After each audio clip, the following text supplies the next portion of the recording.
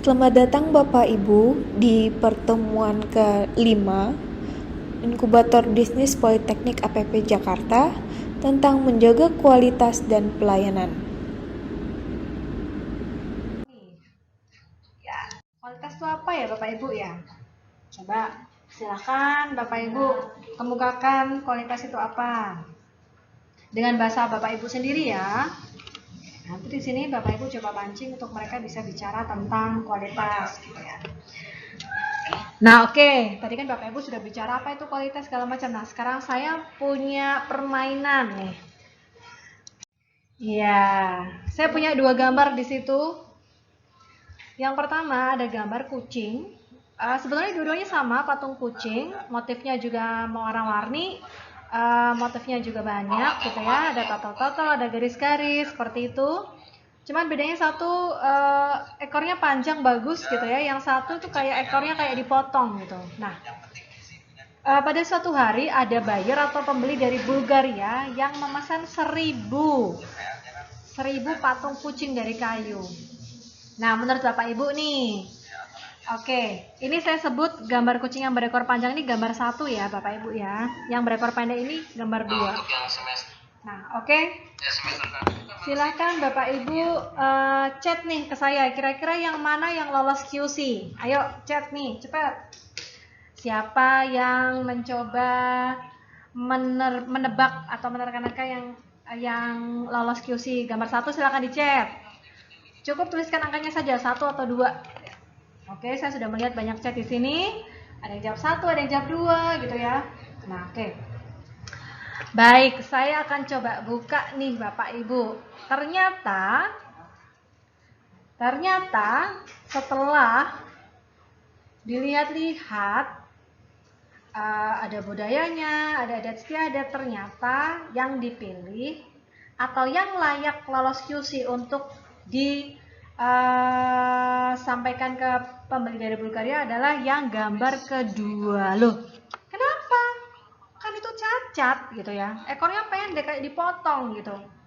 Hei, jangan salah sangka dulu Bapak Ibu. Nah, Bapak Ibu harus tahu dulu nih, ternyata di Bulgaria ini ada legenda. Ada legenda bahwa kucing yang berekor panjang itu membawa sial, Bapak Ibu. Ya ini legenda ya, kita nggak bisa salahkan kucingnya. Di sana lahirnya kucingnya panjang, di sini pendek, ya nggak tahu juga gitu ya. Nah oke Bapak Ibu. Nah ternyata di Bulgaria itu dulu ada legenda kalau ekor yang kucingnya panjang itu harus cepet-cepet dipotong Bapak Ibu. Kenapa? Karena dianggap membawa sial. Nah sehingga kalau orang Bulgaria itu kalau ada kucing ekor panjang takut, nggak mau beli gitu. Sehingga yang lolos QC ya akhirnya tadi yang gambar 2. Oke, siapa yang tadi menebak gambar 2? Tunjuk tangan nih Bapak Ibu. Oh nggak ada. Nah kenapa kok jawabnya tadi gambar 1 Bapak Ibu? Oke, karena menurut Anda ini ya komplit gitu ya, bagus, coraknya lebih bagus seperti ini gitu ya. Nah, kenapa tidak milihnya gambar 2? Ya, karena mungkin Bapak Ibu mengira bahwa itu adalah produk yang cacat, tidak sempurna, kayak dipotek gitu ekornya. Nah, oke, nah dari situ pelajaran apa yang Bapak Ibu bisa ambil nih? Oke, bahwa kualitas itu, nah kualitas itu adalah apa yang konsumen butuhkan. Jadi bukan apa yang menurut kita bagus. Tadi kita punya persepsi bahwa, oh kucingnya ekornya panjang tuh kayaknya komplit nih, produk yang sempurna. Ternyata menurut pembeli Bulgaria enggak.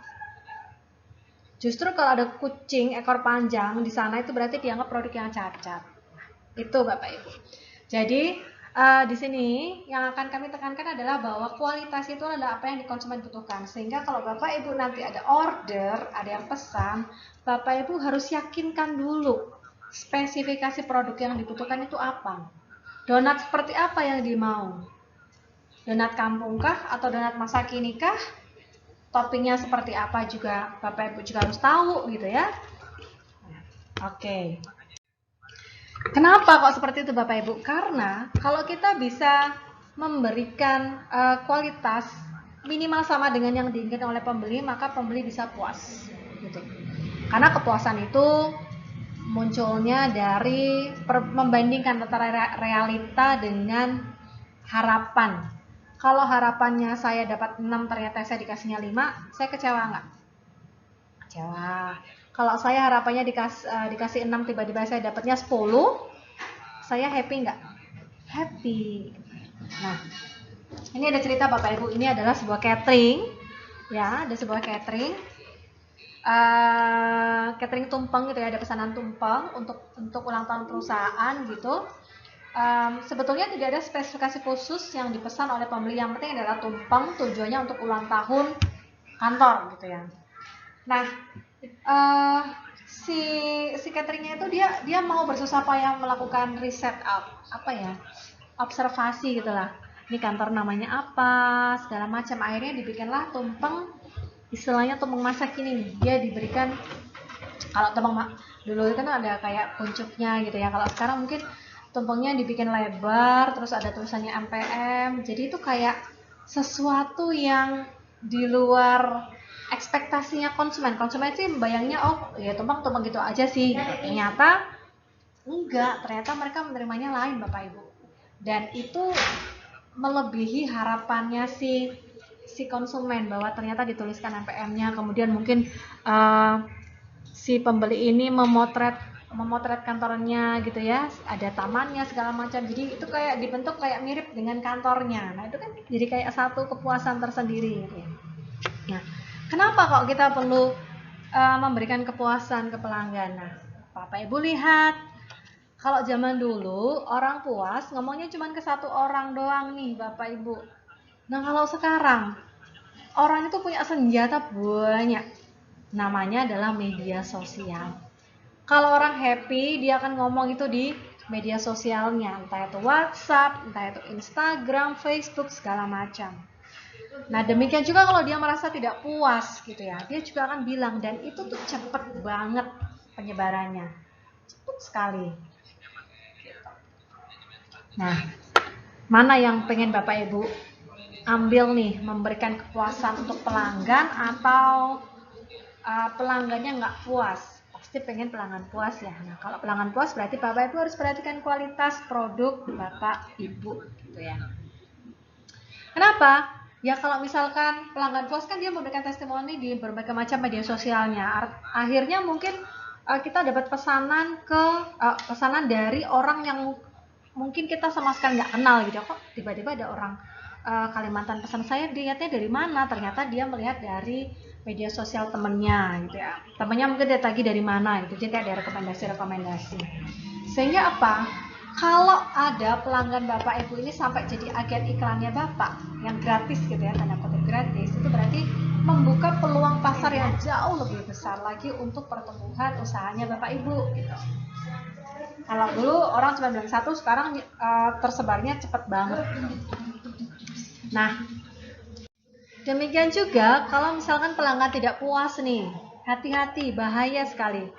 Pelanggan tidak puas ini bisa memberikan beragam reaksi Bapak Ibu ya. Yang pertama dia hanya diam, tapi dia nggak mau lagi beli di situ. Yang kedua dia menyebarkan berita atau testimoni di media sosial. Media sosial kenapa? Supaya orang lain nggak beli di tempat Anda. Artinya apa? Anda akan menghilangkan peluang usaha Anda sendiri gitu. Nah, yang ketiga, pelanggan akan komplain ke Anda. Nah, Bapak Ibu jangan takut. Kalau ada pelanggan yang komplain, segera berikan klarifikasi. Karena dari penelitian itu 80% orang yang melakukan komplain tertangani dengan baik, maka dia akan tetap reorder atau melakukan pemesanan kembali. Justru bahaya kalau ada orang yang tidak puas dan hanya diam, artinya pasar Anda hilang satu. Itu ya Bapak Ibu ya. Nah, Anda Bapak Ibu ini juga perlu melakukan sistem pelacakan kualitas nih. Kenapa? Oke. supaya Bapak Ibu tahu seperti apa kualitas produk yang Bapak Ibu ciptakan. Bapak Ibu nggak bisa nih cuman sesumbar produk saya bagus gitu kan. Ketika ditanya ada cacatnya nggak? Ada. Berapa banyak sebulan? Lupa. Bapak Ibu nggak bisa memberikan bukti. Nah sekarang kalau Bapak Ibu sudah menciptakan sistem pelacakan kualitas akan gampang terlacak gitu ya. Misal nih Bapak Ibu dilihat di sini nih. Biasanya kalau di garpen itu cacatnya ada 3 lubang, kemudian ada gores, atau mungkin terlalu tebal. Ini kalau di patung gitu ya, ada patung nih. Patung biasanya lubangnya nggak rapi, ada yang goresan, kemudian terlalu tebal topengnya. Padahal kan biasanya topeng itu kan bagus teksturnya. Nah, kemudian di trace nih, karena ada 3 shift, Bapak Ibu bagi, ada shift pagi, siang, malam. Ternyata setelah dilakukan pelacakan, shift siang ini paling banyak melakukan kesalahan. Kalau dilihat dari jenis kesalahannya, paling banyak salahnya ada di lubang. Nah, dari sini kemudian Bapak Ibu bisa tahu nih, bisa memanggil teman-teman yang banyak melakukan kesalahan atau semuanya duduk bareng, melakukan evaluasi bersama, gitu ya. Supaya mereka tahu. Oke. Ini ada caranya nih Bapak Ibu. Jadi Bapak Ibu tuliskan semua spesifikasi produk yang diinginkan secara detail. Kemudian bagi saja kategori cacatnya, terus kemudian kenali biasanya produk cacatnya itu di apa aja. Lalu pisahkan, kumpulkan dalam satu wadah. Nah, setelah dikumpulkan Bapak Ibu analisa, kenapa ya kok bisa cacat? Ada satu permasalahan. Bapak Ibu ini harus cari tahu nih akar masalahnya di mana. Jangan cuma berhenti, oke, roti saya bantet, udah selesai. Nggak boleh kayak gitu. Bapak Ibu harus lawan, kenapa kok bantet ya? Ovennya masalah nggak ya? Apa kompornya ya? Nah itu harus Bapak Ibu lakukan analisis gitu ya. Kenapa? Ya, karena setiap produk yang cacat itu bisa menimbulkan kerugian. Gitu. Kalau Bapak Ibu sudah tahu, kemudian cari dan lakukan solusinya. Oke. Nah, ingat Bapak Ibu ya, ketika Bapak Ibu duduk bersama dengan karyawan, berdiskusi mengenai produk cacat itu bukan berarti mencari kesalahan pekerja, enggak. Justru untuk membangun bisnis Bapak Ibu itu supaya lebih baik. Kenapa? Karena Bapak Ibu ini duduk bareng, kemudian bersama-sama manajemen dan bekerja untuk mencari solusi terbaiknya. Karena kadang-kadang kalau di tingkat operasional, seperti yang kemarin di pelatihan kemarin itu, mungkin pekerja yang lebih tahu gitu ya. Kenapa kok sering lubangnya itu salah? Kenapa kok muncul goresan? Itu mungkin mereka lebih tahu. Sehingga dari situ akan Bapak Ibu ciptakan alur kerja yang benarnya tuh harusnya seperti apa? Seperti itu. Nah, Bapak Ibu di sini harus fokus pada kualitas proses produksi. Kenapa? Tuh. Ya karena akan dapat meningkatkan efisiensi. Masih ingat nggak materi kemarin? Di pelatihan kemarin itu ada lean production, di mana efisiensi ini salah satu kunci untuk bisa memenangkan persaingan. Loh kok bisa? Ya gimana? Produknya sama, harga sama, kompetitor banyak. Supaya Bapak Ibu bisa bertahan, mau tidak mau, sebuah perusahaan itu harus melakukan efisiensi. Harus bisa melakukan efisiensi. Kenapa? Karena biaya-biaya itu kadang-kadang secara tidak sadar keluar, yang sebenarnya nggak perlu gitu. Nah, oke, jadi itu ya. Kemudian yang kedua, Bapak Ibu bisa mendeteksi kerusakan mesin atau penyimpangan saat awal. Jadi kalau misalkan udah mulai muncul roti-roti yang bantet, terus coklatnya nggak rata, nah coba langsung Bapak Ibu harus evaluasi nih.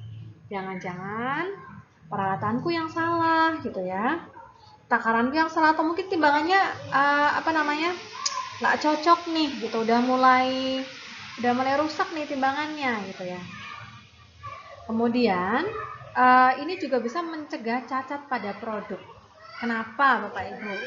Karena memproduksi barang yang cacat itu sama loh biayanya dengan memproduksi barang yang berkualitas. Contoh, Bapak Ibu, Bapak Ibu kan nggak tahu ya, eh, kita nggak tahu ya. Kalau mungkin dalam satu siklus produksi itu mungkin kadang-kadang ada barang yang cacat. Apakah kita memang sengaja menciptakan barang yang cacat? Kan enggak. Jadi bahan yang dipakai di barang yang cacat itu pun sama, terigunya sama, telurnya sama, menteganya sama, dan semuanya itu hangus seiring dengan ada cacatnya sebuah produk, gitu ya. Sehingga Bapak Ibu di sini harus bisa nih. Nanti kalau kami tanya, kalau ternyata tanya, Bapak Ibu, barang cacatnya dalam 1 bulan ada berapa? Nggak ada Bu, beneran. Catatannya mana? Gitu. Harus saya nunjukin ya.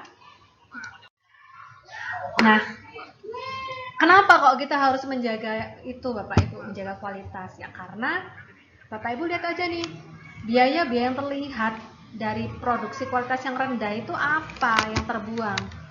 Nih, satu, bahan yang terbuang. Rugi nggak? Rugi. Kita udah susah payah menggaji tenaga kerja. Toh cacat-cacat juga gitu ya. Akhirnya kan sia-sia nih. Biaya reparasi alatnya. Reparasi alatnya. Kemudian penambahan bahan. Karena kita di ordernya 5, yang cacat ada 1, kan kita tetap harus menambal kekurangan 1 itu. Kita harus mengeluarkan biaya lagi untuk nambah bahan. Belum lagi kalau diskon besar untuk produk yang cacat. Ya kalau masih bisa diperbaiki oke lah gitu loh. Tapi kalau memang nggak bisa diperbaiki, ya kan kita nggak bisa jual juga gitu kan. Artinya kan ada kerugian yang double gitu loh. Satu, kita udah keluar untuk bikin, yang kedua kita nggak bisa jual. Nah, adapun biaya tidak terlihat ini banyak. Mungkin ordernya jadi terlambat kirim karena ada banyak produk yang cacat, sehingga Bapak Ibu harus mengulang proses kembali. Motivasi Bapak Ibu kan akhirnya turun, ya kok banyak yang cacat, jadi males nih aku gitu ya, niat baiknya jadi hilang. Terus kalau Bapak Ibu ini memaksakan diri mengirim produk yang cacat, maka kepercayaan pelanggan bisa turun. Karena Bapak mungkin Bapak Ibu ini fokusnya pada volume ya. Dia ordernya 5, ya gue harus pesan 5 gitu. Duh, tapi dia pengen dikirim jam 10. Ini udah jam 10 kurang 15, nggak mungkin saya bikin 1. Ya udahlah, kirimin aja gitu. Akhirnya apa? Image Bapak Ibu turun. Kepercayaan dari pelanggan juga turun. Akhirnya apa? Ya penjualan atau keuntungan di periode berikutnya mungkin turun seperti itu. Oke, sehingga ya mau tidak mau nih Bapak Ibu sebagai owner harus duduk bareng dengan karyawan, duduk bersama. Bapak Ibu harus tanya nih, tanggung jawab kualitas tuh sebetulnya punya siapa? Bos kah? Karyawan kah? Atau siapa? Ya, ternyata kualitas itu ya milik semua orang, tanggung jawabnya semua orang. Semua harus bekerja dengan sepenuh hati. Setiap pekerja, setiap pimpinan usaha, supervisor, semuanya bertanggung jawab atas kualitas, gitu ya. Dan ini harus sangat ditekankan. Kenapa? Untuk menghindari yang tadi Bapak Ibu, kerugian lah, apalah segala macam gitu ya. Karena setiap produk yang cacat itu mengandung biaya operasional yang sudah keluar, ya, dan itu nggak bisa kita ambil kembali. Nah, ini adalah contoh untuk pelacakan mutu yang tadi Bapak Ibu ya. Jadi kalau misalkan ini kebetulan contohnya di garment, tapi Bapak Ibu bisa ganti untuk di kuliner. Misal nih, bantat, gosong, coklat tidak rata, silahkan nanti dilihat tanggal ini aman, oh aman, ini ada 1. Nah, sehingga Bapak Ibu bisa tahu dalam 1 bulan atau 1 minggu itu ada produk cacat berapa. Nah, kemudian setelah tahu itu dicari akarnya, sehingga apa? Supaya di periode produksi berikutnya tidak ada yang cacat, sorry.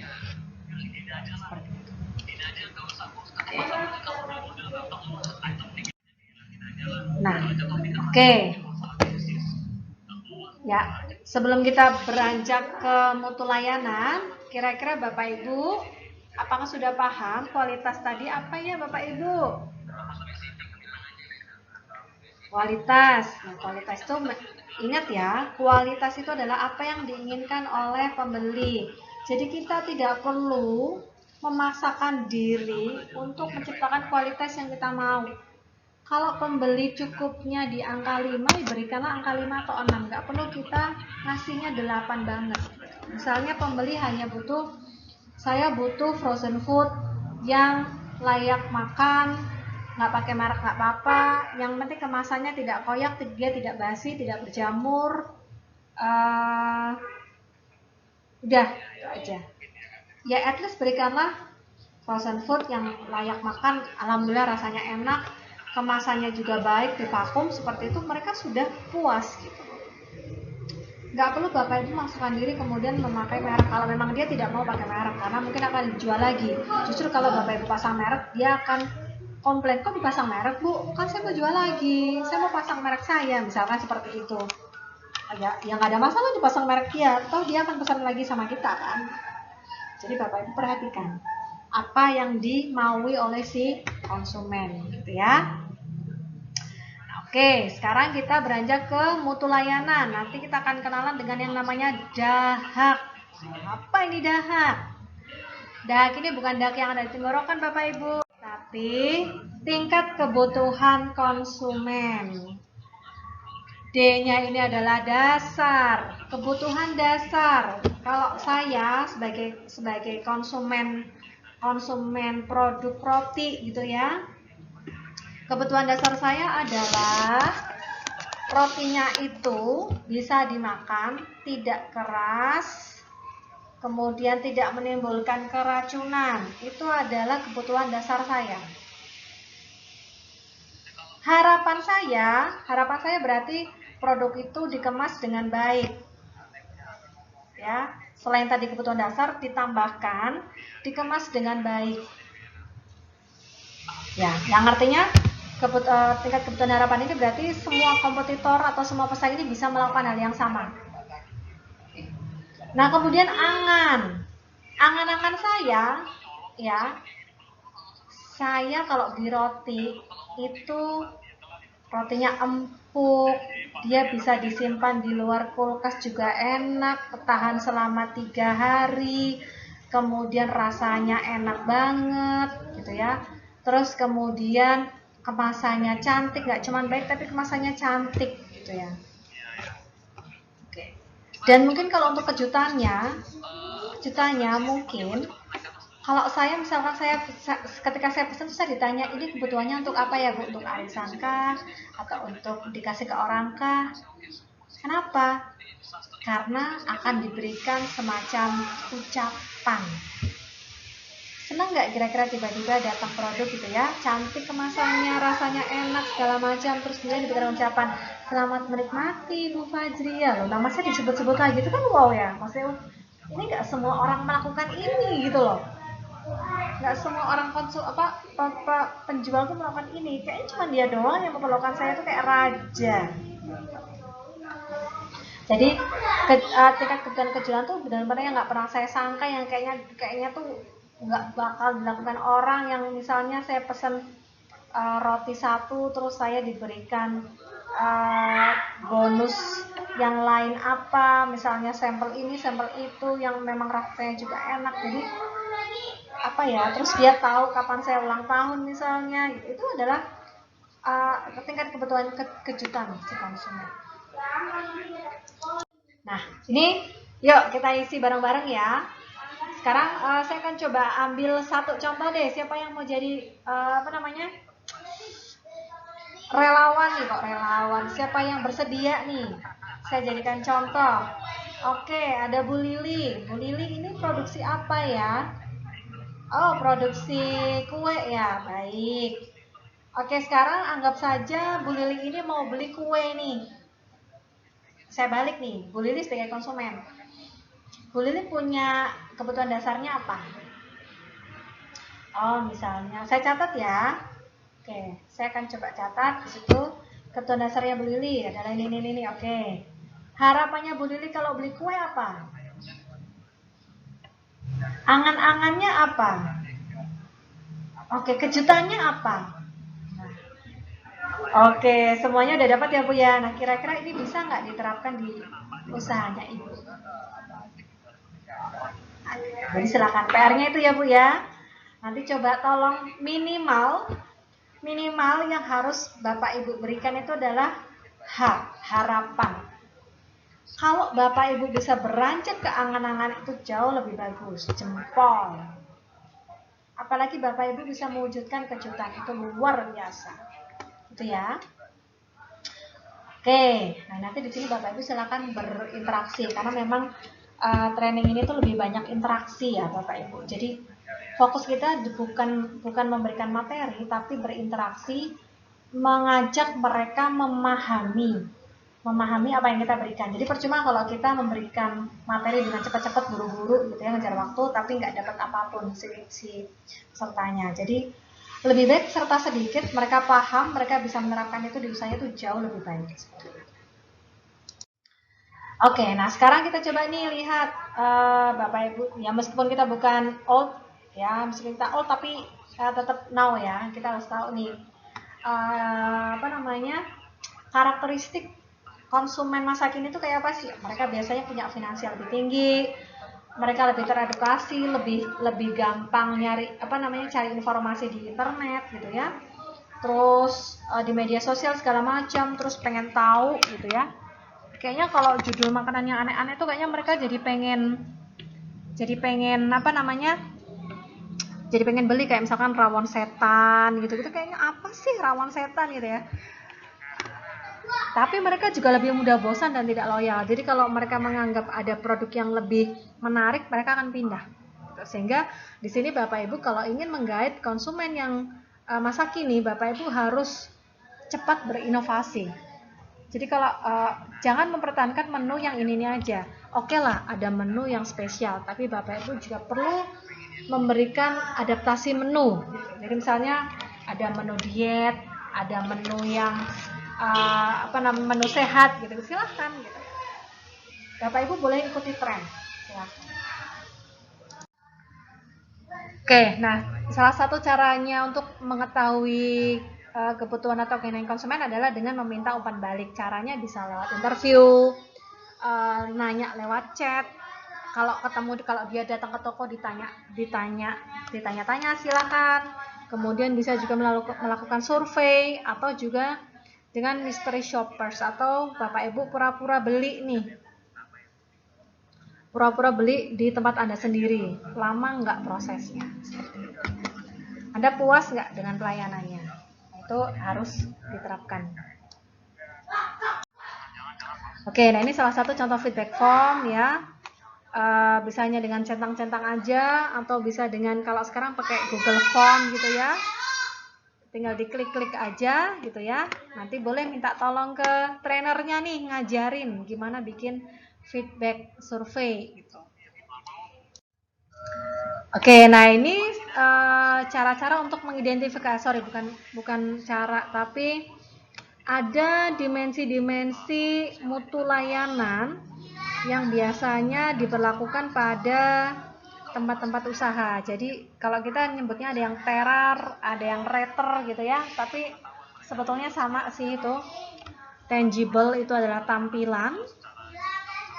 Jadi kalau misalkan frozen food itu ya berarti kemasannya baik, menarik, segala macam. Terus kemudian kalau punya Instagramnya bagus, terkelola dengan baik, ganti-ganti gitu ya. Kemudian ada empati. Empati ini rasa atau penyampaian dari hati, ketulusan hati si penjual kepada konsumen. Kalau misalkan ada yang beli harus antri, apakah Bapak Ibu perlu sediakan bangku atau seperti apa gitu ya. Nah, kalau reliability adalah keandalan atau sesuai dengan janji. Kalau janjinya Bapak Ibu ini mengantarkan produk Anda dalam 30 menit, ya harus sampai dalam waktu 30 menit. Kalau janjinya ini adalah menu diet, ya pakailah bahan-bahan untuk menu diet. Seperti itu. Jaminan atau assurance. Nah, jaminan di sini adalah bahwa kalau Bapak Ibunya menjamin kalau Anda makan produk saya itu tidak akan beracun, aman dikonsumsi, layak dikonsumsi, rasanya ada. Seperti itu adalah assurance atau jaminan bagi konsumen. Kemudian sigap di sini adalah kesigapan Bapak Ibu ketika ditanya, ada yang minta tolong, kemudian ada pertanyaan-pertanyaan terkait produknya, harus cepet-cepet nih Bapak Ibu, gitu ya. Oke.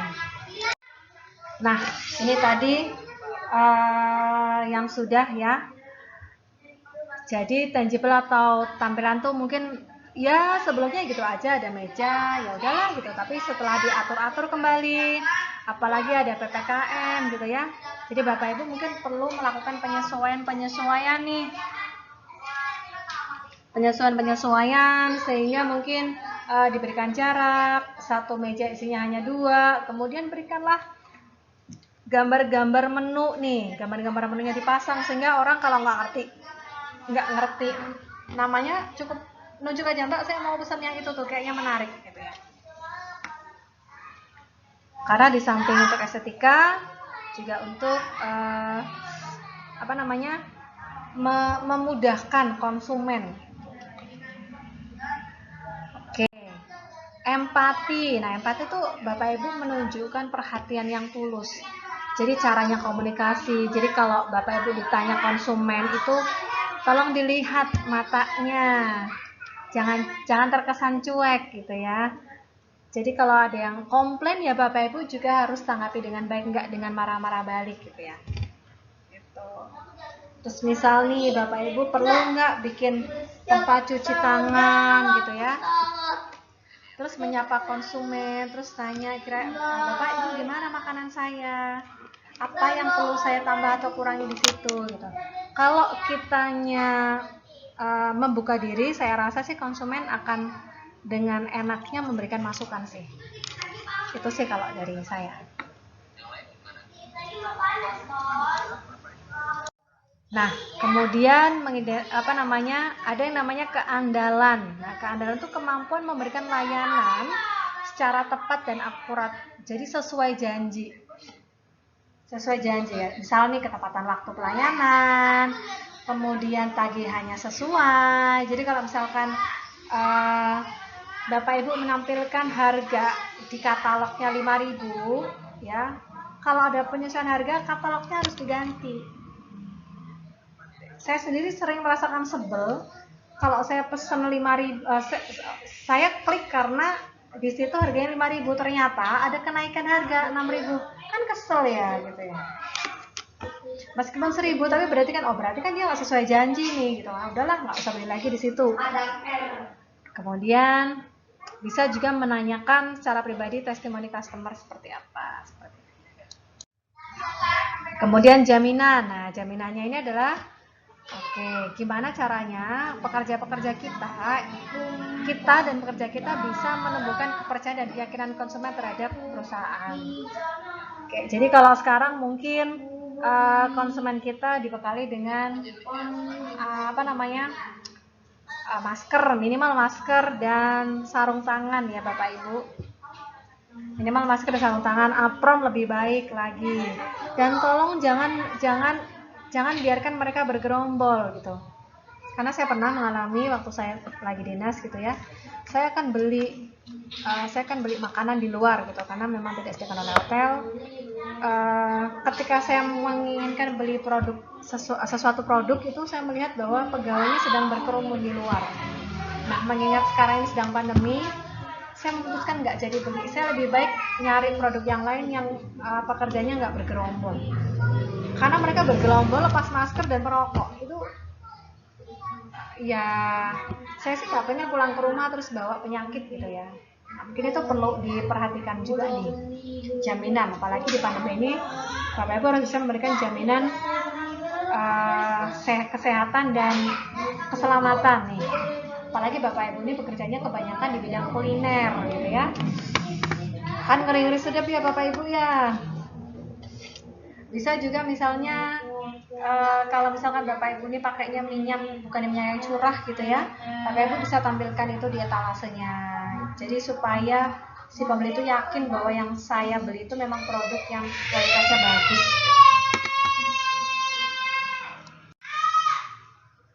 Kemudian ini ada sigap.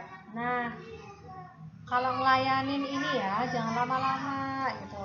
Terus kalau misalkan ada yang harus nunggu lama itu diajak ngobrol.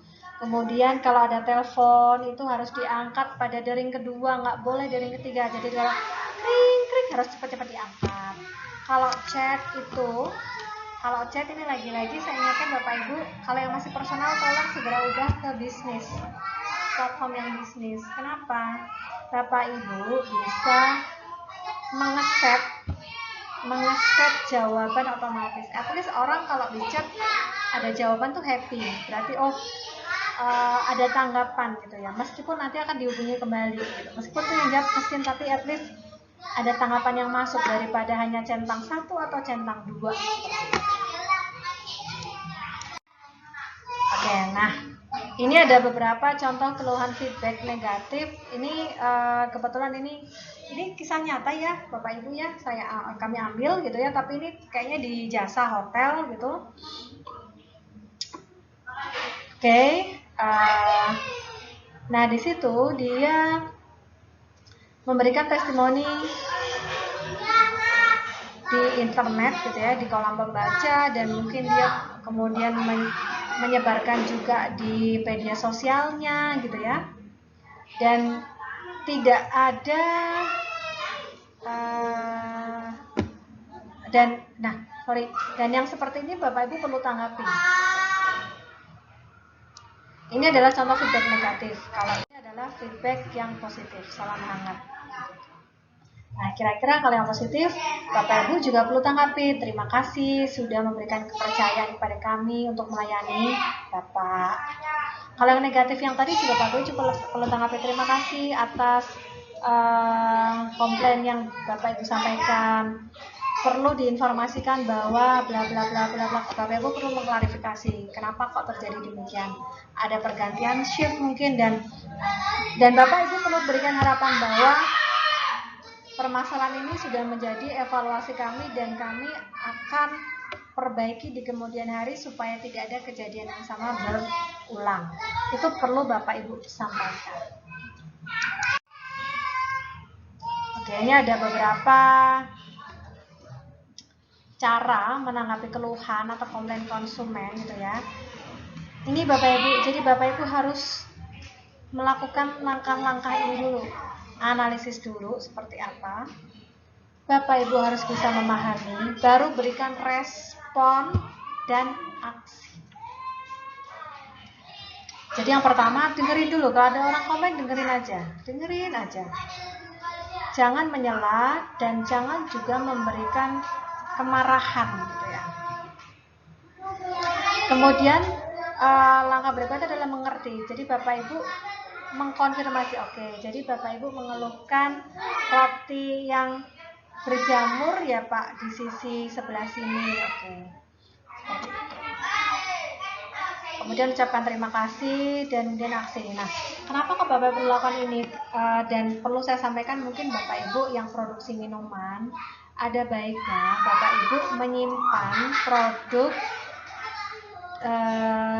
satu produk sebagai pembanding dalam batch produk atau dalam siklus produk yang sama. Misal nih, kalau besok ada orderan 6, saya akan simpan 1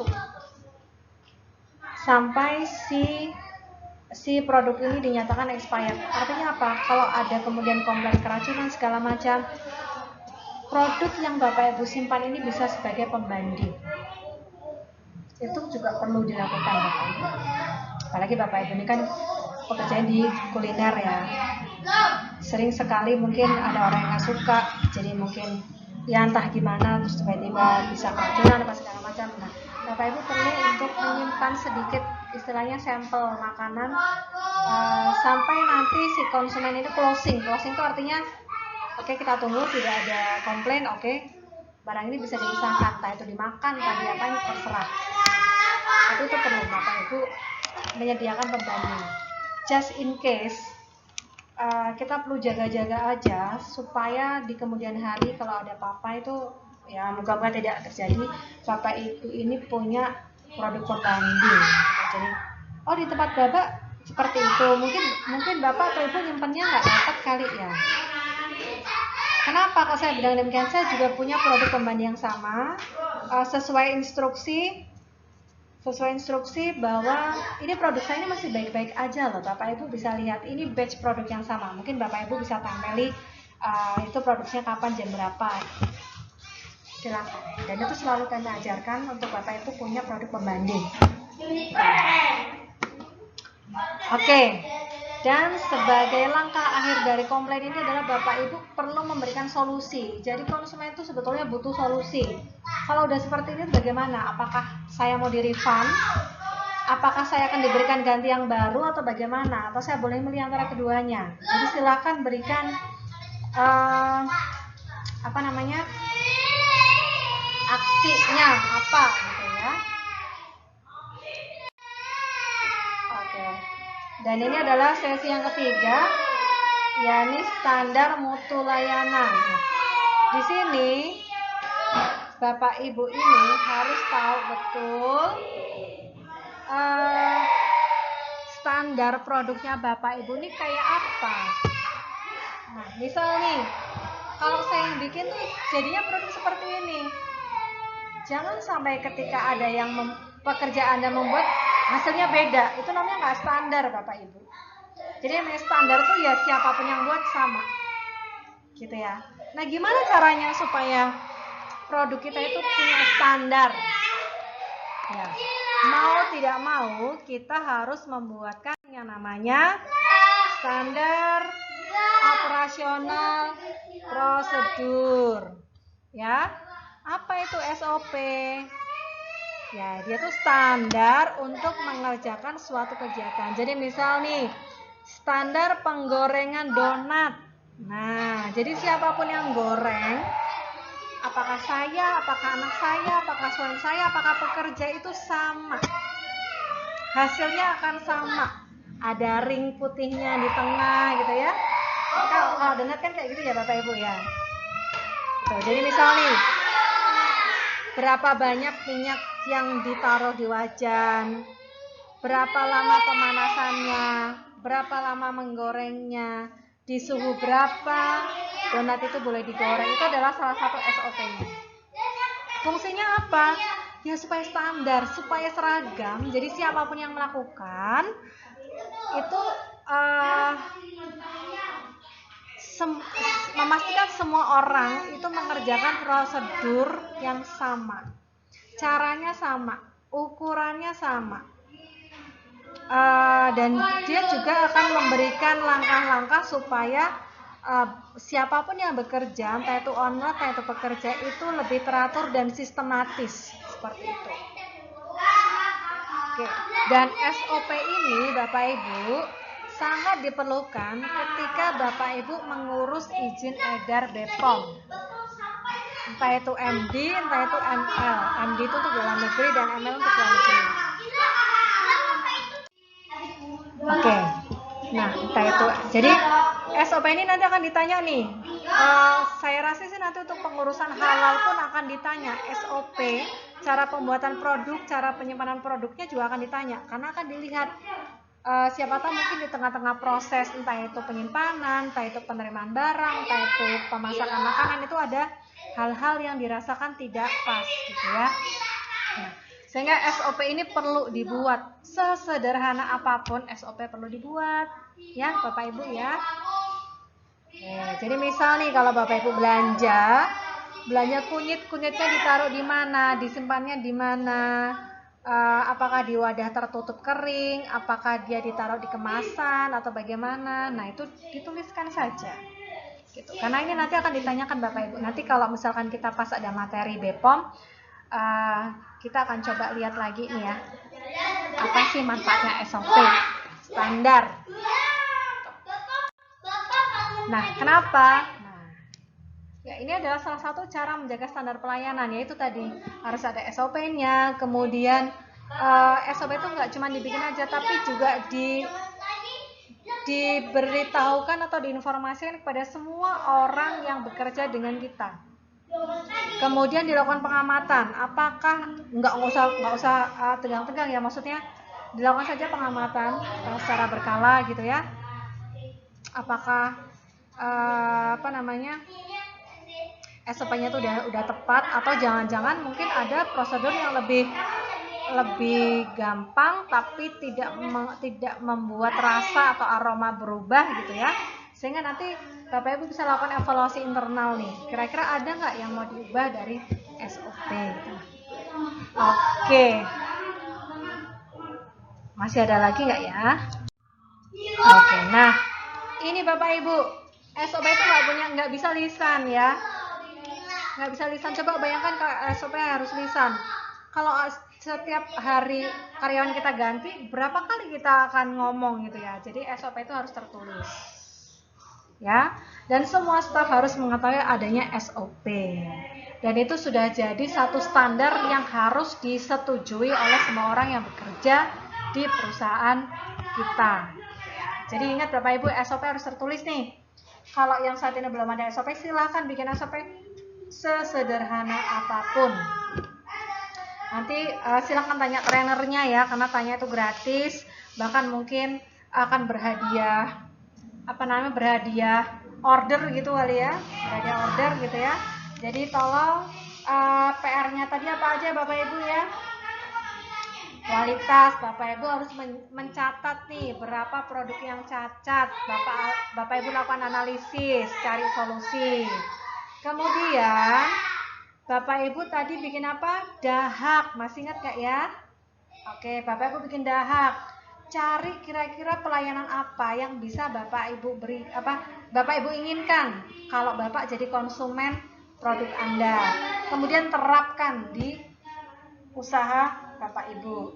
Dan yang terakhir, Bapak Ibu di sini harus punya SOP. Bapak Ibu mau kan dapat halal atau insya Allah dapat BPOM? Nah, Bapak Ibu harus punya SOP. Oke Bapak Ibu, itu tadi materi yang akan disampaikan ke para UMKM. Bapak Ibu bisa memodifikasi, bisa menambahkan dengan slide-slide Bapak Ibu sendiri gitu ya, dengan tidak mengurangi esensi esensi materi yang disampaikan. Dan silakan Bapak Ibu berinteraksi sebanyak mungkin dengan peserta gitu ya. Bahkan mungkin bisa aja pemberian materinya cuma sebentar nih, ini kayaknya ini kebanyakan nih Mbak Saidnya, silakan. Tapi yang jelas esensinya harus dapat, interaksinya juga harus ada. Itu ya Bapak Ibu, terima kasih banyak. Selamat beristirahat dan selamat mencoba.